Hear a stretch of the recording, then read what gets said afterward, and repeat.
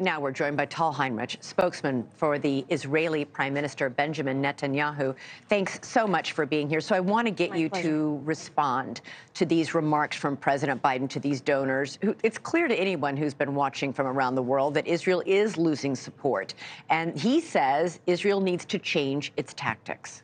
So, Elizabeth, you see there's no daylight between Jerusalem and Washington in what pertains to the goal of this operation in Gaza right now. Yes, but in how you're achieving it. We said that we want to eliminate the Hamas terrorist regime, see all hostages back home, and of course we want to minimize the civilian suffering and civilian casualties in Gaza to the possible extent as much as we can, and we're doing our utmost efforts to achieve that. Now, the president was also right when he said that the world is looking at Israel right now, and he was right for a few reasons. First, because Israel is really defining the gold standard here in urban warfare. I don't think there's a Western military that has done what the IDF is right now doing to ease the civilian suffering and civilian casualties, to safeguard the civilian population, because humanitarian corridors that we have evacuated, the Human Shield hotline, and the map that we have put forward, and we are announcing ahead of time, we're telling them where our troops are going to operate and when. Right. But you are also, does that? I know, but you are also bombing in places where people haven't gotten any warning, and there isn't any cell service in many of these places. People aren't able to access that information. The UN General Assembly today voted overwhelmingly for a ceasefire and for the end of the war. It shows the vote was 153 to 10. It shows the increasing isolation of both Israel and Israel's biggest defender, the United States.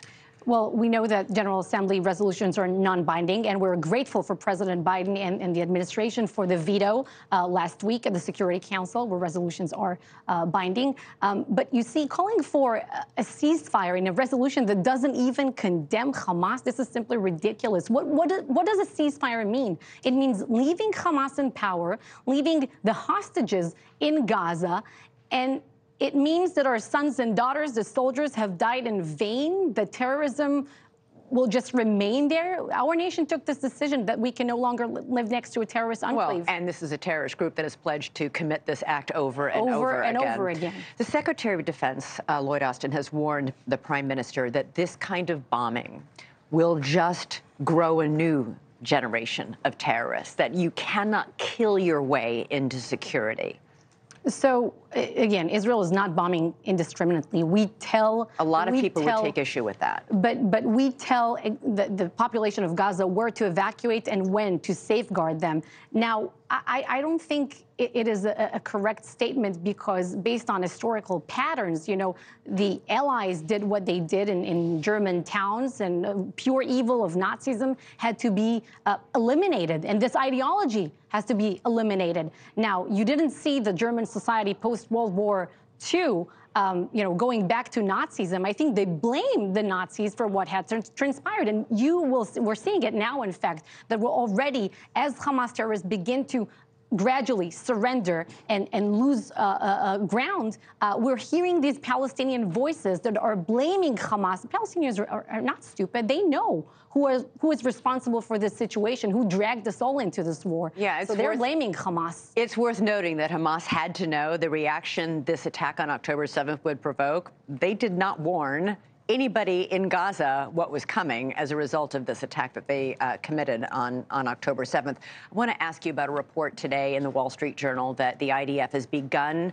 flooding the tunnels in Gaza with seawater. They had set up these big hoses, I guess, last week, and that flooding process has begun.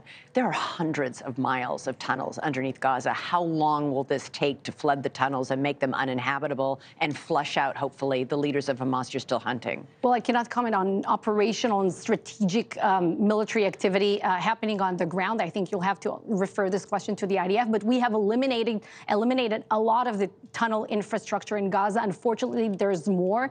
This is why we're operating in the area of Khan Yunis right now in the south, where still there's much of Hamas's infrastructure. That's a very focal city from which much of the planning and execution of the October 7th massacre emerged. How much does Prime Minister Netanyahu take into account the hostages? Because as you're flooding these tunnels and dropping these bombs, those hostages are in those tunnels in Gaza. In every moment, every decision, every minute of the day, the hostages are also the top of mind from the prime minister and everyone in Israel, honestly. It's a twofold mission, and our goals go hand in hand. Hamas only responds to pressure.